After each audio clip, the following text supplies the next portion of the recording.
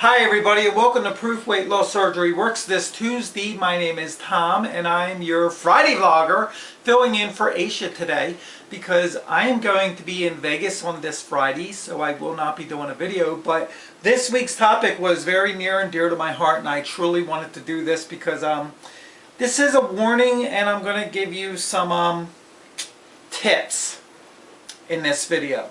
So bear with me. The information is going to be in the underbar so you can read along, especially if you want to do your own response video. You could use the information below. But this week's topic is on bariatric care. The first question, do you still see your bariatric surgeon? When was the last time? Okay, real quick for those of you who do not know or remember, I had Armband gastric bypass on March 30th, 2010, so I'm a little over 3 years right now. My bariatric surgeon told me when I met him that we had a lifetime commitment with one another, and I would see him yearly.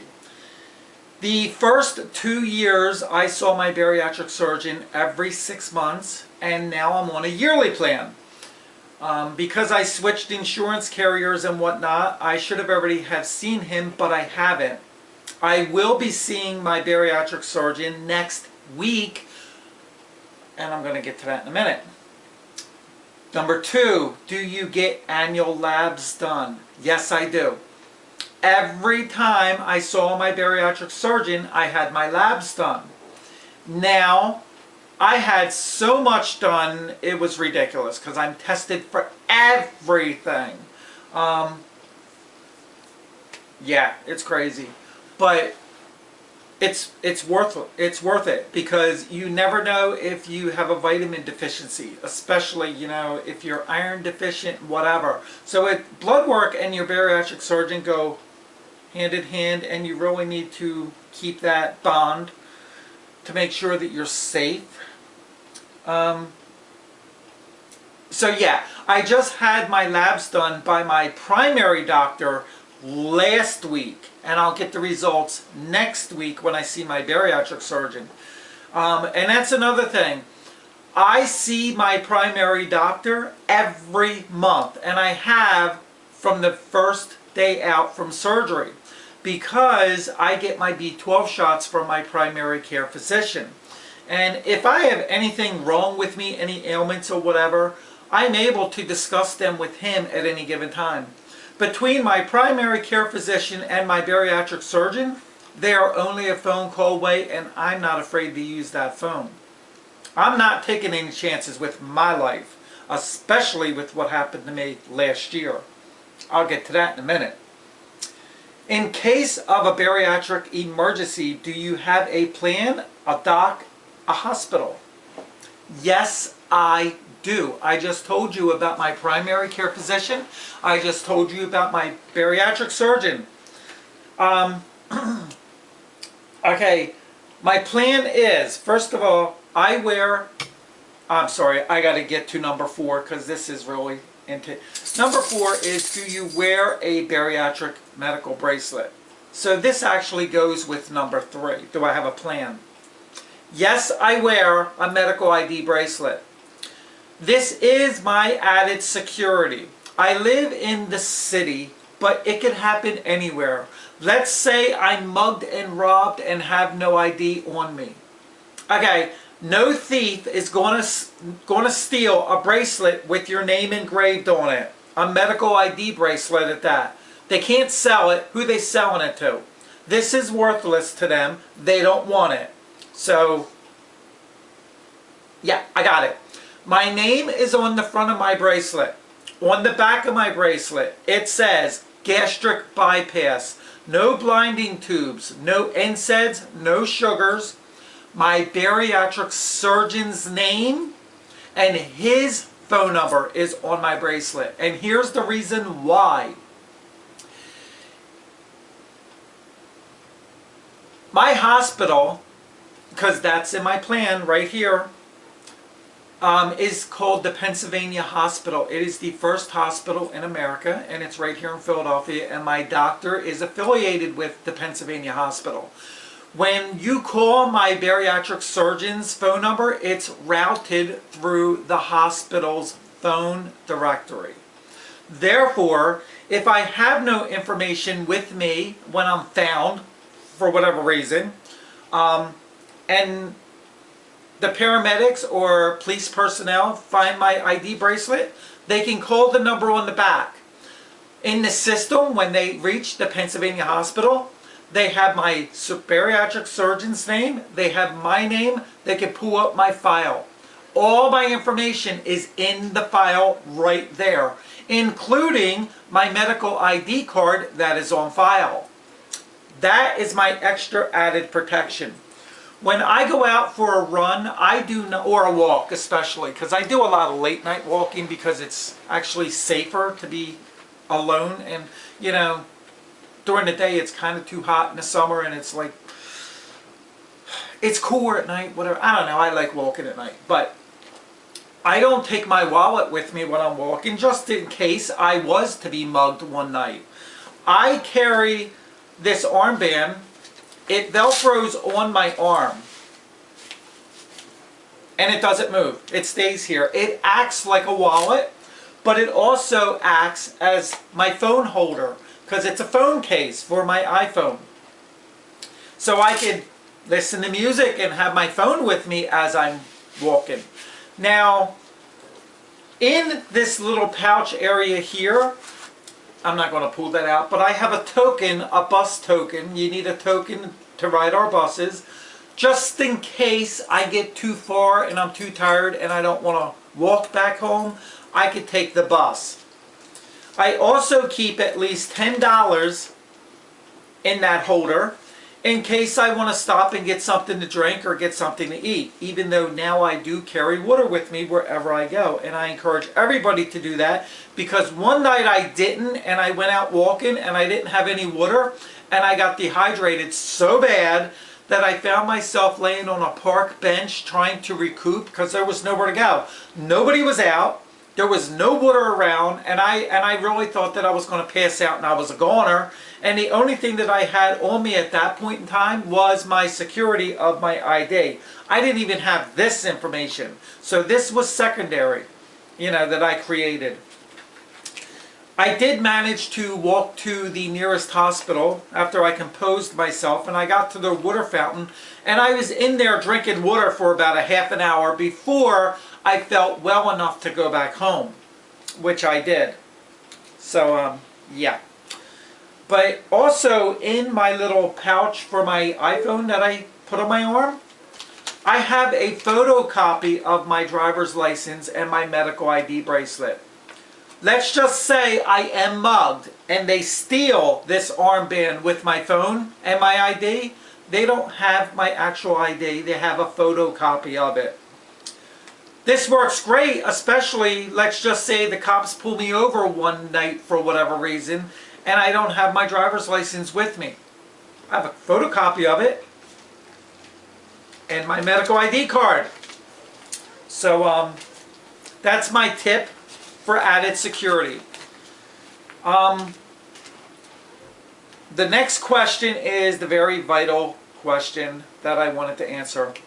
Have you ever suffered from any medical complication related to your bariatric surgery?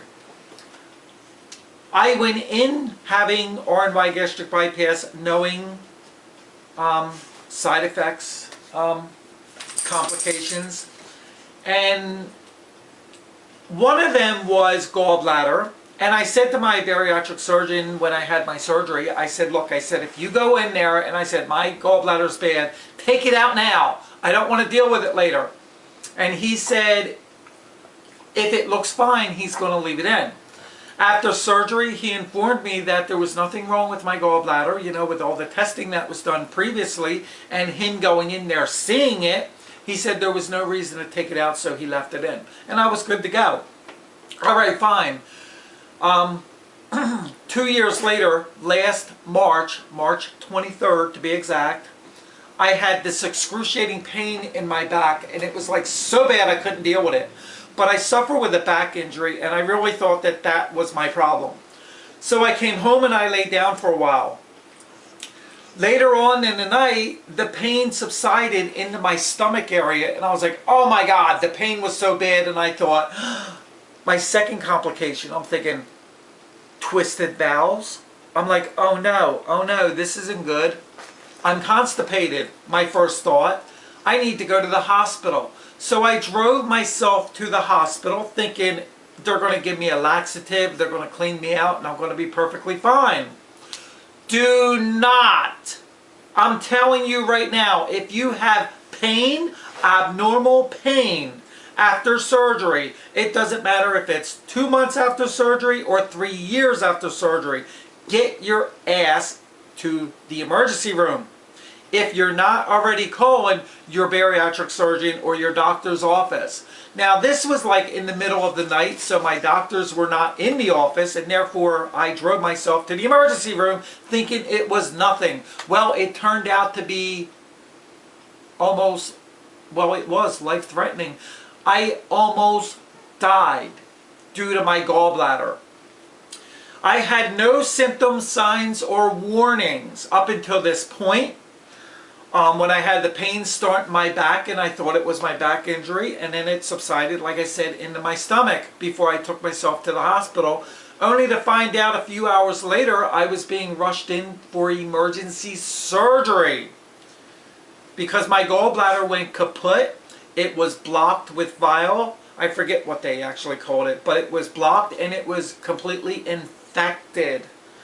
In order to get my gallbladder out, they had to make like an 8-inch cut on my stomach in order to get my gallbladder out. I was in the hospital for over 5 days. Within that time, I had an infection that they didn't know about until I was released and I came home. I was home for 2 days and I was rushed right back into emergency with an infection. The infection actually sunk my stomach in, and my scar was now deformed, and it healed that way. If you can imagine 2 fingers, that's how big the hole was. I had an actual hole from the infection in my stomach, and it ate the fat around the area. And when my stomach healed, it healed in 2 inches. And it filled in the crevice of the infection of 2 inches. So it really had an indented, disgusting looking, thick scar that I was left with. So yeah, my warning is, you know, if you have any pains or whatever, call your surgeon, call your primary doctor, and if they're not available, go right to the emergency room. It could be deadly. I found out the hard way last year, and I don't want anybody else to go through this. I see a lot of people on Facebook asking, I have pains in my stomach, what do I do? Go seek help! Don't be asking questions on Facebook, what could it be? No. It can be too late. Go seek help. That is my warning. That's all I'm going to say about the matter. Yes. That is this week's topic on bariatric aftercare. I am Philly Tomcat PA, for those of you who do not know, on Facebook and YouTube. You can catch me up there. I made plenty of videos along my journey, especially on my gallbladder, which happened again May 23rd of last year. That was 4 weeks before I left for Vegas for the mother of all meet and greets. I went to Vegas last year, still injured, but I went. I made it. I survived. And I'm here to tell you about it, and that is the reason I'm doing this week's topic for Proof Weight Loss Surgery Works, because I am Proof Weight Loss Surgery Works. I had a slight regain, and I have to work on that, and I will work on that, and I will lose that weight. So, for those of you who have been following me, know that information, and that's why I just shared it. I will not be here this Friday again. I will be here the following Friday for Proof Weight Loss Surgery Works. I hope everybody has a great weekend with whatever you're doing. If you're in Vegas, please come up, say hi, come meet me. I'm going to be a basket case. I'm going to tell you right now, I have social anxiety. My mind is going to be like all over the place. I already know this. So yeah, if you see me, come say hi. I'm very approachable. It's going to be fun. I can't wait. Oh my God, we're leaving Thursday morning. Yay! Okay, peeps, with that being said, I'm getting off of here. Everybody stay safe. Keep that in mind. Doctors, numbers, protection, ID bracelets. You can get them anywhere. You know, check online, medical ID, blah, blah, blah, blah, blah. You know the deal. Okay, bye for now. See yous.